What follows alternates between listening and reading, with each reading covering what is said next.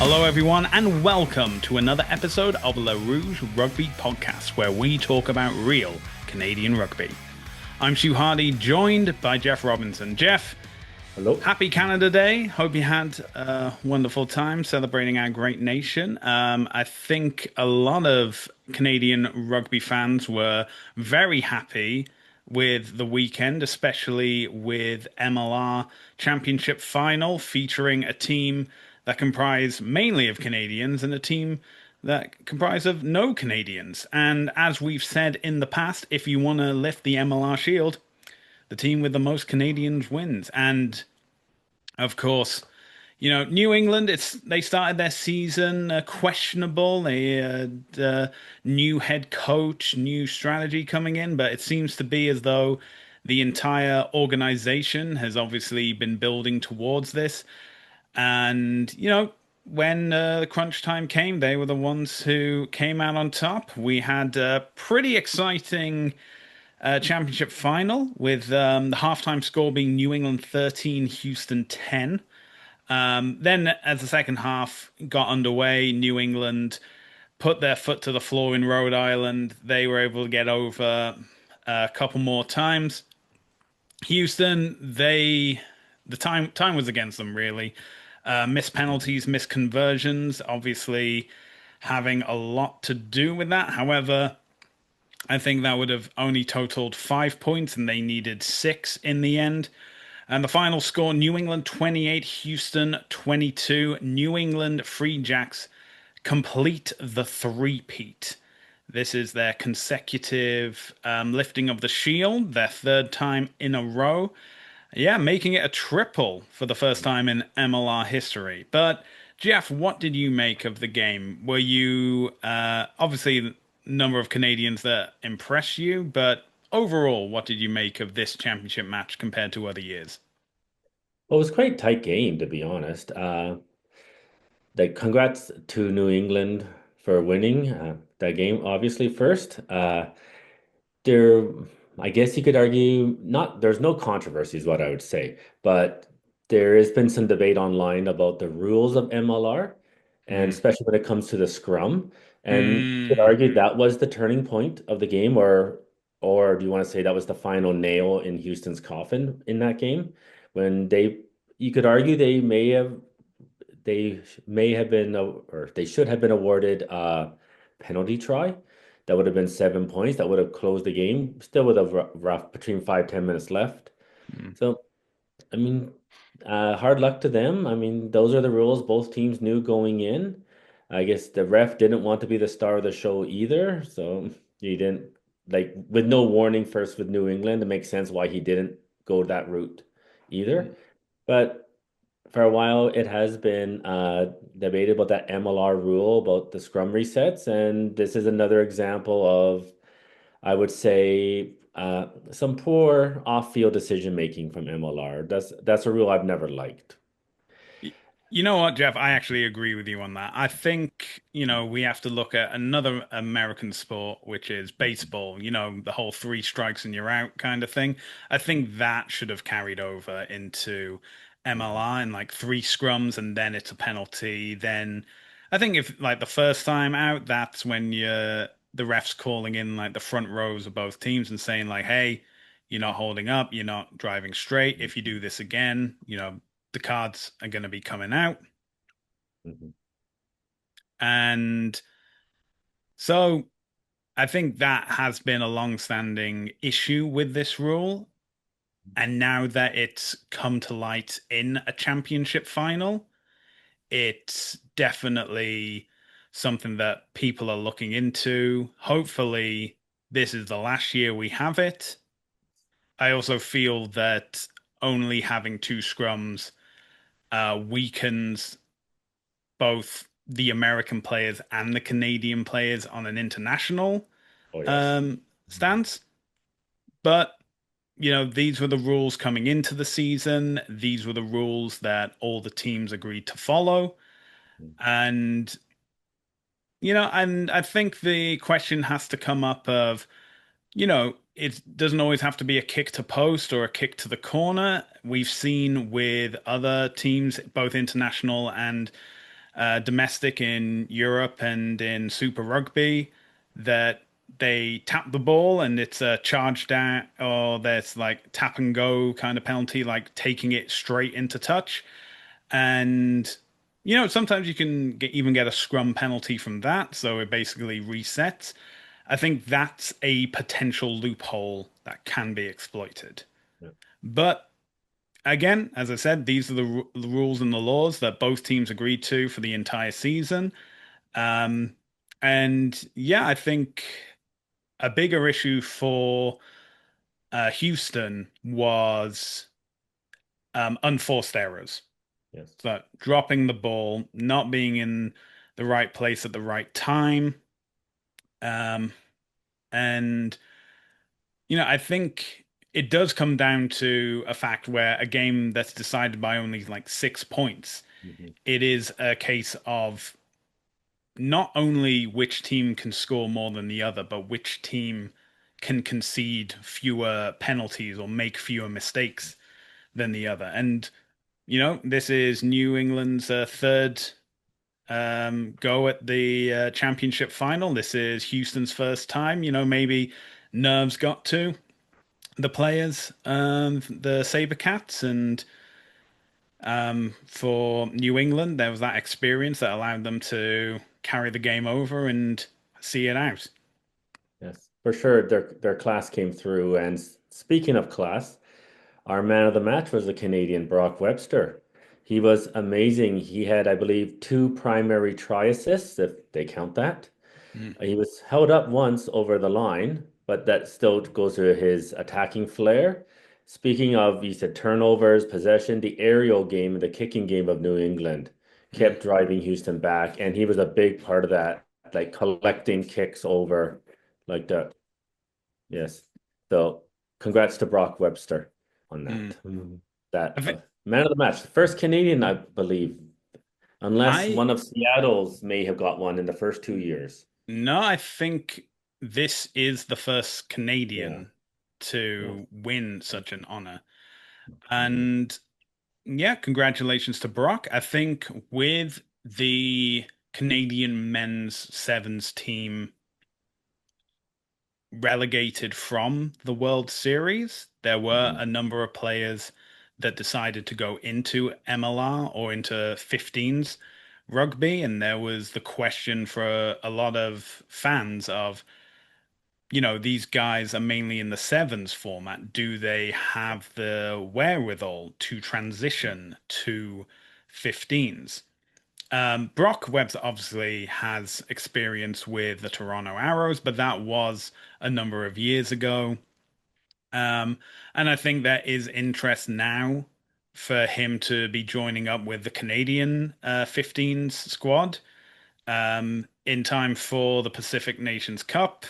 I believe, according to America's Rugby News, Brock Webster had said he wasn't going to be available for the um, summer test series in Alberta, which, is perfectly fair and Apparently, it's understandable. work commitments, apparently. But I've had also on good word that he should be there for the PNC. That is great to hear.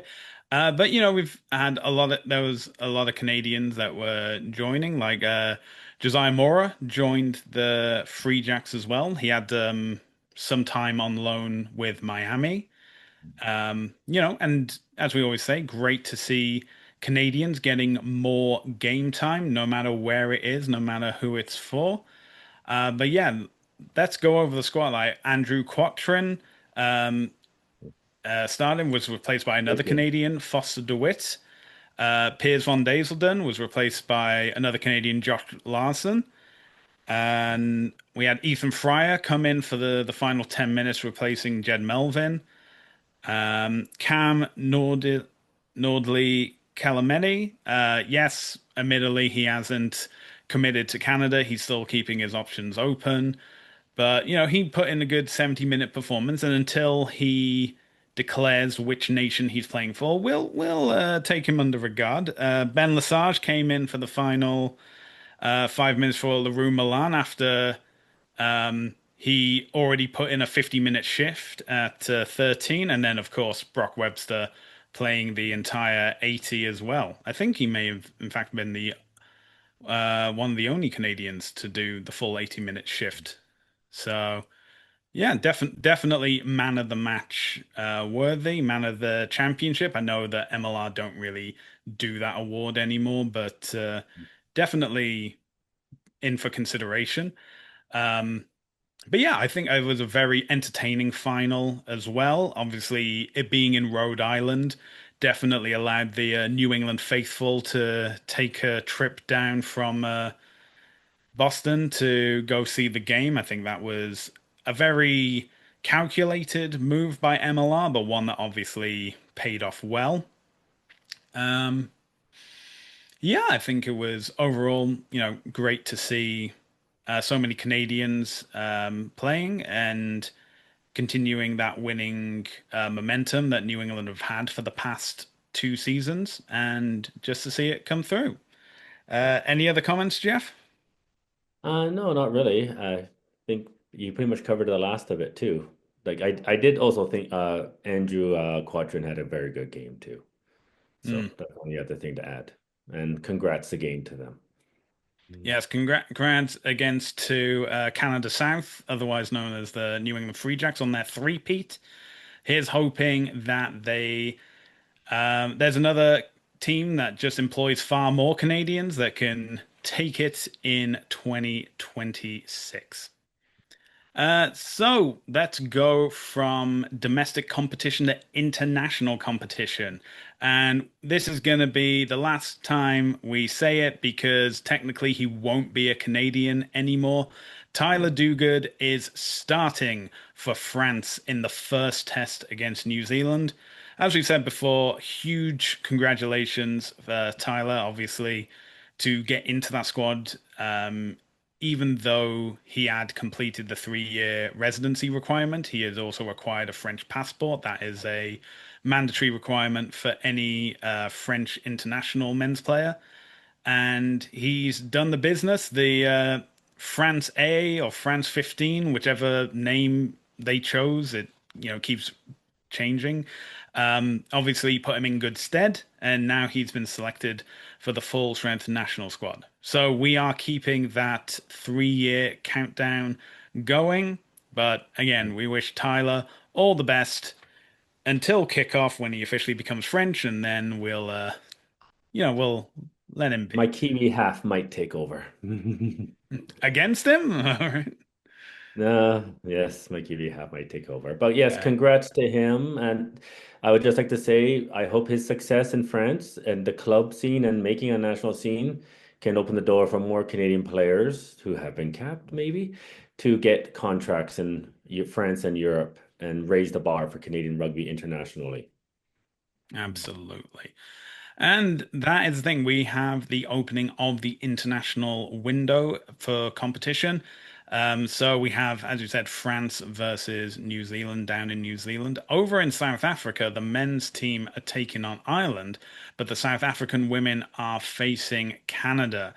And before we go into the matchday squad, we had the announcement of the 32-player squad for the Summer Tour of South Africa for their two tests, both this coming Saturday and on July 12th as well. So we had a 38 list squad that was training in Ontario. 32 have made the plane down to South Africa. The omissions are from the forwards: Alicia Comtois, Cassandra Tufnell, Emily Tatosi, and Julia Omakale. And in the backs, Asia Hogan Rochester, Mahalia Robinson, and Paige Farries are not on that flight. So yeah, very interesting to see players such as Emily Tatosi and Julia Olakame and Asia Hogan Rochester not joining that flight. But the focus is on the World Cup later this year.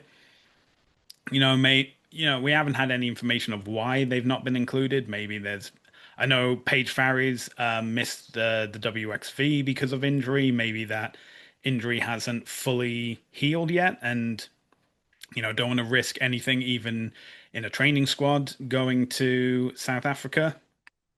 Um, Asian Hogan Rochester, she's had an excellent year with the women's sevens team as well. Maybe this could be seen as like a bit of a break before gearing up for the World Cup, or even just the game in Ottawa.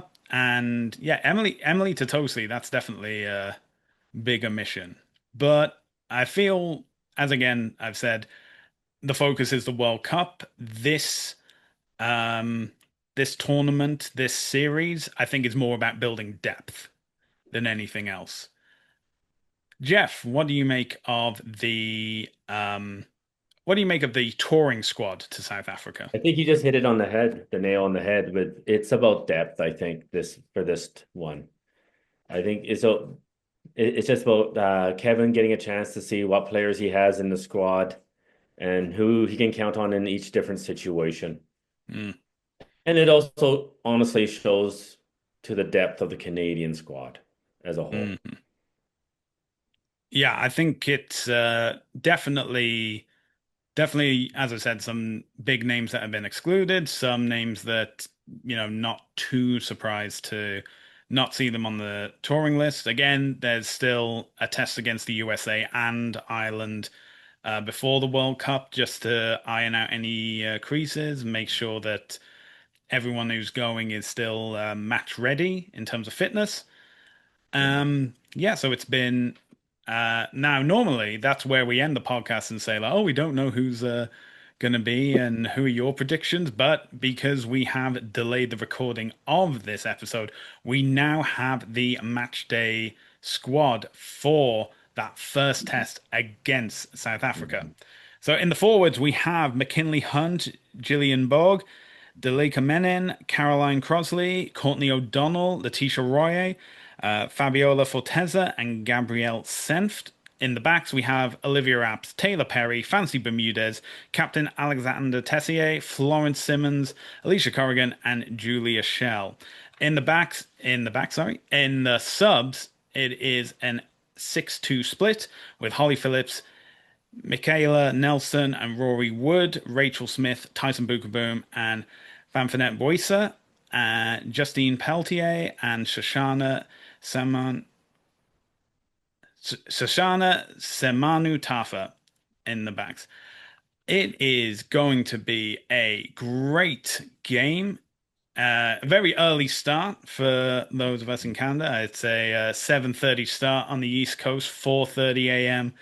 on the Pacific Coast. It is a very mixed ability squad. As I said, Alex Tessier retains the captaincy. Borg and Hunt are set to win their 30th caps, and Holly Phillips is looking for her debut off the bench. Jeff, this looks like a very interesting squad up against the Springboks women. What do you make of it? Kind of like what we said before about the touring squad. It's Kevin Rouet, seeing what he has in the overall squad. I think Taylor Perry starting at fly half. That is a pretty interesting call. I guess it's again just seeing how much experience she has and how ready she to go. Moving an 8 to 7 and giving an 8 a start to is really just them checking out their depth squad. I think that's really what it is. It's a mix of veterans bringing in some lesser experienced players in positive environments where hopefully they can succeed, not throwing them into the deep end, so to speak. Yeah, I fully agree. I think that we do have a number of caps already in the squad. I think Rachel Smith is probably one of the more inexperienced players. I think this is only going to be a fourth cap, if I'm correct on that. Definitely still single digits. Hmm. And she's coming off the bench, hopefully getting enough game time with the tour in South Africa. Notable admission is Sophie De Goody. She is not in this matchday squad. Now, as we know, Sophie got injured just before the Olympics last year, and her focus has been to return to the Canada squad for the Women's Rugby World Cup. She had mentioned in an interview with Rugby Pass that she was looking to return for the South Africa series. That said, I think the first game is good to measure depth, get a good feel of how South African women have come along since I believe the last time they played against Canada was in 2023 as part of a interesting series in Spain where Canada faced the Springboks women, then played their game with the USA for the Pacific Four series, and then didn't play Spain. Make that make sense. Oh, it's World Rugby. It doesn't have to. It's okay. Um, so yeah, as we said, that game will be at 7:30 a.m. Eastern Time, available on TSN. And just before we conclude this episode, there was more big news from the women's 15s camp, and it is Kevin Rouet has had his contract extended till the end of 2027. Now, I don't know how many plaudits I've given Kevin Rouet at this point, and it still feels like it's not enough. This guy has done wonders. He came in a very awkward time. I think contractually it would have been after the 2021 World Cup, but because that was delayed due to COVID, he came in the build up to that Rugby World Cup. So instead of getting 3 or 4 years to prepare his team to take to the grandest stage, he had, I think, like 10 months. It was a very interesting turnaround. But he has a fantastic record. I think someone pointed out it's a 21 wins, 8 losses, 1 draw. If the Canadian men could have that kind of coaching record, they would be staples at the World Cup forevermore. Well, hopefully And me and some well, folks. yeah, yeah, the women have been doing wonders, and obviously it's far more difficult at the Women's World Cup because you have to make the semi-finals to get automatic qualification. But it was done in 2022, and at the very least, we're hoping it can get done again for 2025. But Kevin Rouet has just been phenomenal in his role as head coach. Every time in post-match interviews, the team speaks highly of him. He speaks highly of the team as well. There seems to be a lot of good rapport going on between the two, and this just makes sense. Yeah. Yeah. You have any thoughts, Jeff? No, just congrats to him, and I hope he keeps being a great success, and the program keeps being a great success. Yeah, absolutely fantastic. And again, like we said, that test match, in fact, the entire test series, in fact, any Canada international game, if you want to watch it, it is available on TSN. And, if you're getting up early, you may as well think, you know what, I have 2 screens in my house somewhere. I can watch another rugby game. We have another test from the British and Irish Lions, but that is available on DAZN. So, if you enjoyed this episode, be sure to check out more as well as our written pieces on our website, larougerugby.ca. You can also find our podcast directly on Spotify or our YouTube channel at The Rouge Rugby. So make sure to like and subscribe and hit the bell notification to stay up to date with all our videos. We're also available across social media, including Facebook, X, Instagram, TikTok, Threads, and Blue Sky, all at The Rouge Rugby. Jeff, where can people find you on social media? You can find me on X at WP Rugby Jeff. And you can find me across social media at Hardman, spelled H4RDMAN. Well, that's where we're going to end this episode. Jeff, thank you so much for joining me, and thank you all for joining us for another episode of the Rouge Rugby podcast, where we talk about real Canadian rugby. We hope you can join us again next time.